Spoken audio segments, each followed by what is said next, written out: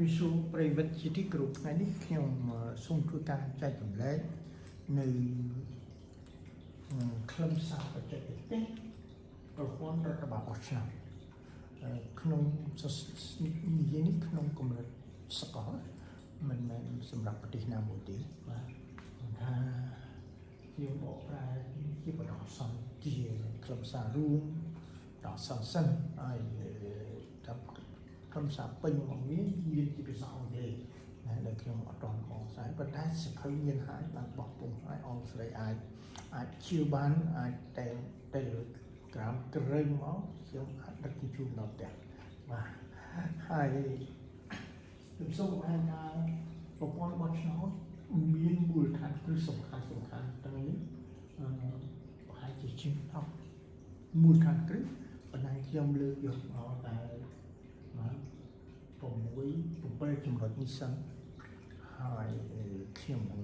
ផ្សព្វផ្សាយនឹងនេះជូនភ្ជាប់ក្នុងឯកសារហ្នឹងឲ្យវាខ្លឹមសាររួមអញ្ចឹងគេថាមូលដ្ឋានគ្រឹះនៃរដ្ឋបាលបោះឆ្នោតណាមូលដ្ឋានគ្រឹះអញ្ចឹងមូលដ្ឋានគ្រឹះមានន័យថាគឺការបោះឆ្នោតដើម្បីអ្វីណាគឺបោះឆ្នោតដើម្បីប្រជាធិបតេយ្យណាពាក្យថារដ្ឋបាល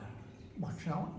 មានន័យថារចនាសម្ព័ន្ធដឹកនាំរបស់ស្ថាប័នបោះឆ្នោតណាទី2អភិបាលកិច្ចបោះឆ្នោតនិងរចនាសម្ព័ន្ធស្ថាប័នអភិបាលកិច្ចមានន័យថាម៉េចបាទមានន័យថាការធ្វើកំណែទម្រង់រដ្ឋបាលបោះឆ្នោតឲ្យកាន់តែបង្កើតបានទំនុកចិត្តដល់អ្នកបោះឆ្នោតនិងមតិជាតិអន្តរជាតិហើយស្ថាប័នគ្រប់គ្រងការបោះឆ្នោត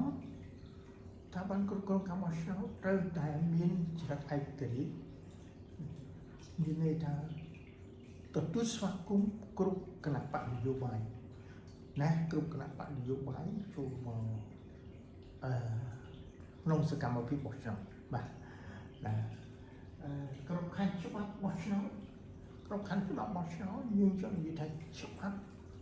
ត្រូវតែមានច្បាប់បោះឆ្នោតមួយដែលអនុម័តដោយសភាហើយមានវិធីតិចក្នុងសម្រាប់គ្រប់គ្រងរដ្ឋបាលបោះឆ្នោតដើម្បី follow up សកម្មភាពរបស់ខ្លួនត្រូវតាមគោលការណ៍ច្បាប់នេះការអនុវត្តតាមបទបញ្ជានឹងតិចក្នុងរបស់ខ្លួនទេហើយទី5ទៅមានបញ្ជានឹងនីតិវិធីតាមបញ្ជានឹងនីតិវិធីនឹងសរសេរ